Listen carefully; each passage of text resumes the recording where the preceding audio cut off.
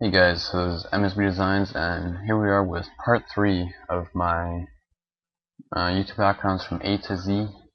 That'll be the name for the series. I think that's pretty cool. And yeah, last episode we did that pattern in the background, and we added some nice color correction to main text, and we placed it. This part, I guess, or episode, we're gonna add a nice little effect with all this text and use some brushes to make it nice and flowy. And I'll be right back. Actually, I'm really thirsty. Alright guys, I am back. I had to go get some water because I've already been recording for these tutorials for about half an hour and it's non-stop talking. And yeah, so yeah, I'm pretty sure I already explained what we're going to do in this episode. Either in the last episode or part, whatever you want to call it. Or either I did at the start of this one. So yeah, we're going to get started right away. We're going to zoom up to 100% so I can see the text nicely. I duplicate the text layer and take the bottom one, and I'm just going to make it color overlay. I'm going to make it black. Yeah, I'm going to make it black. Just like that. And then you want to grab your smudge tool. I actually had a really nice brush for this the other day. I think it was one of these. Yeah, you can take a smaller one though, since the text is a lot smaller. And yeah. So, alright. So then I'm just going to start smudging away. Like this. Oh my god, this is actually really laggy. So what you want to do, I think I'm going to pause the video and do it all, because it's lagging. Come on, is it lagging? No, it is not. I'm going to have to duplicate this layer right now, and smudge all of here. There.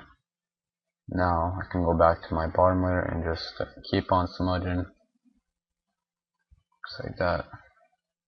If you want, you can try to curve it a bit. Makes it look nice.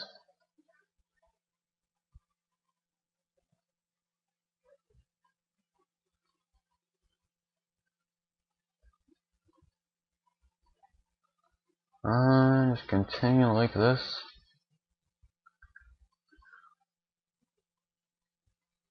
I like the smudge tool. It's fun. Smudge a lot of things. Pretty much anything you can imagine you can smudge. As long as you can have it in Photoshop. Alright, so then I'm going to go back to my top layer that I had here, my second black layer. I'm going to smudge the bottoms because the thing is, when you smudge with the smudge tool, it kind of, like if I erase this, it takes the actual text and moves it. So if you smudge up top, it moves it there. And if you go to smudge it down, it'll just take the top and move it down. So it's complicated. But yeah, I'm just going to keep on smudging pretty much everywhere. Get nice and smudgy. There. So now that we have that, looks kind of messy, I know. But for that, we're going to take our two smudge layers, merge them together, and lower the opacity. Just like that. Nice and easy. And yeah. Next, what can we do next? We could duplicate the main text, take the bottom one and make it way bigger. I'm pretty much just improvising right now. I usually always sort of make a plan of what I'm going to make for a tutorial, but not this time. Hopefully it pays off. Maybe I'll come up with something cool. And you want to just sort of center it with the main text you already have. Mine was pretty much already there. And I'm going to zoom in once again, or filter, blur, and then Gaussian blur. Blur it a bit, not too much. See, like that would be too much. Just like that, so it's still readable. Now lower down the opacity. Just like that. I think it looks pretty good. It's not gonna be the fanciest background, guys. because usually background takes me like, if I really try on, it takes me about 2-3 hours. So yeah. So if you guys remember, we made a cell, the cell of the main text in part 1 when we made the 3D text. So we're gonna go ahead and open that up right now. I have the text cells, and this is what we have. You know, that doesn't look very good right now, but we're getting there. I'm gonna go ahead and drag that on there right now and switch the layer style to screen. That's right now you see it's only white. Ooh, color dodge kinda looks cool. I'm gonna keep on color dodge. And I'm gonna drag it all the way beneath my layer modules. Just overfade wherever you want it. I'm gonna just turn it a bit. That color dodge looks really cool. As if I never thought of that. I'm actually gonna turn this and just go to edit, transform, rotate 90 degrees counterclockwise, or clockwise, sorry, just like that. And I'm going to shrink this, make it fit on this box. Actually, I'll make it fit on the lower box. But there's something interesting going like everywhere throughout the background. I'm just gonna check that, and then I'm gonna move this in closer, just like that.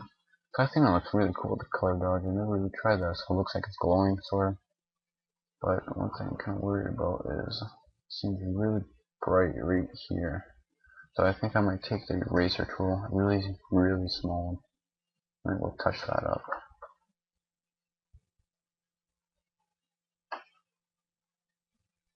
That's way too small.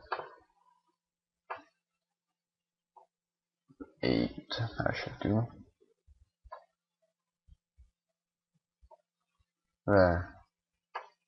It look like this looks really weird. I don't know why I did that either. I guess it was just so close to each other, all the lines, and it just kind of messed up in the rendering. So then, once you have that, zoom out, take a look at it, and miter it. It's not very good actually, but that's okay. And then, I'm trying to think of things I can do for this. Alright, so then you're going to create a new layer under that, under the cell, and you're going to take your brush tool, take a normal brush, just hardness at 100%, and take a size of probably around 70, and then you want to you want to click on this little bucket tool right here, and click OK, whatever you have to do. And then it should open up this panel right here, the brush panel. Then you want to go to shape dynamics, you want to check that, and size theater. Drag it all the way up to 100% scattering. Check that and make sure it's about to 1000%. Color dynamics, you want to check that, make sure it's just about 100%. Transfer, you also want to check that and make sure that's at 100%. So that's pretty much all you need to know for that. I'm going to go back to my layers, and then I'm just going to sort of make some brushes everywhere. Just like that. Make it look good. There. Okay. Once I have that, I'm going to lower down the opacity quite a bit. And I'll have something that looks like this. I'm just going to drag it over here. I think it looks good. Drag it on the other side. Just like that. But these ones, I'm going to blur them a bit. So redo that same Gaussian blur steps that I did earlier. And you'll do that. Next, how long have I been recording? 9 minutes. Still good for a few minutes. Next, you want to open up some kind of lens flare. If you're only starting on graphics, I suggest you find a pack of lens flares. Really easy to find. So that you use one. You use gotta find this one. It's really nice. And I swear like particles all around it. God, my computer's slow right now.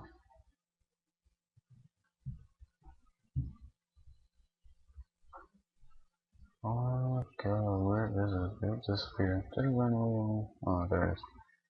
I'm gonna open that one up. I'm gonna drag it onto my background. I'm gonna put it behind all of this, like that, and I'm gonna take it, drag it on there, and then I'm gonna close it. There you go, and change the layer style with screen once again, and then edit, transform, edit, 90 degrees, counterclockwise.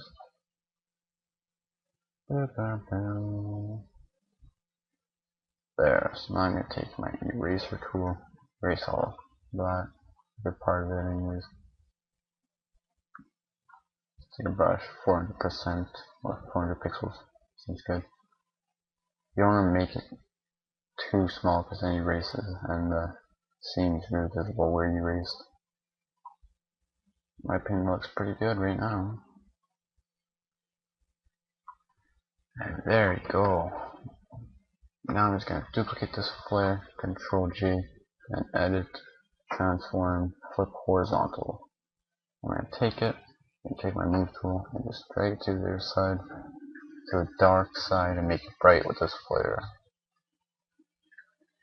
And there you go. Now I'm going to erase this top part. Same with the other one.